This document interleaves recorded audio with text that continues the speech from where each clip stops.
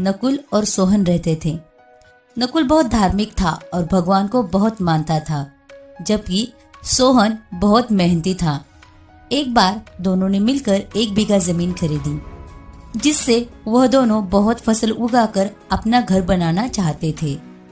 सोहन तो खेती में बहुत मेहनत करता, लेकिन नकुल कुछ काम नहीं करता, बल्कि मंदिर में जाकर भगवान से अच्छी फसल के लिए प्रार्थना करता था। और इसी तरह समय बीतता गया। कुछ समय बाद खेती की फसल पककर तैयार हो गई, जिसको दोनों ने बाजार में जाकर बेच दिया और उनको अच्छा पैसा मिला। घर आकर सोहन ने नकुल को कहा कि इस धन का ज्यादा हिस्सा मुझे मिलना चाहिए, क्योंकि मैंने खेत में ज्यादा मेहनत की है। यह बात सुनकर नकुल बोला, नहीं, धन का तो तुमसे ज्यादा हिस्सा मुझे मिलना चाहिए, क्योंकि मैंने भगवान से इसकी प्रार्थना की, तभी हमको अच्छी फसल हुई। भगवान के बिना कुछ संभव नहीं है। जब वह दोनों इस बात को आपस में नहीं सुलझा सके, धन के बंटवारे के लिए दोनों गांव के मुखिया के पास पहुंचे। मुखिया ने दोनों की सारी बातें सुनकर उन दोनों को 1-1 बोरा चावल का दिया, जिसमें कंकड़ मिले हुए थे।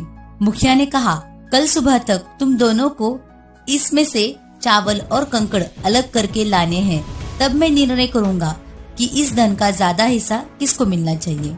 दोनों चावल की बोरी लेकर अपने घर चले गए।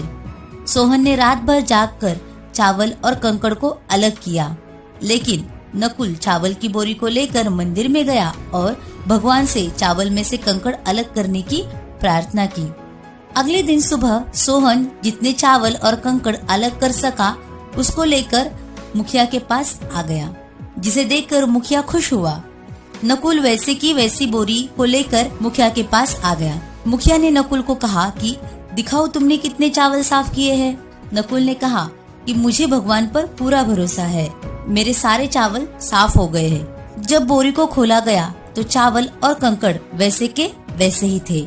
मुखिया ने नकुल को कहा कि भगवान भी तभी सहायता करते हैं जब तुम मेहनत करते हो। मुखिया ने धन का ज्यादा हिस्सा सोहन को दिया। बाद नकुल भी सोहन की तरह खेत में मेहनत करने लगा और अब की बार उनकी फसल पहले से भी अच्छी हुई। तो दोस्तों, हमें इस कहानी से यह सीख मिलती है कि हमें कभी भी नहीं बैठना चाहिए। भगवान भी उसी की सहायता करते हैं जो खुद मेहनत करते हैं।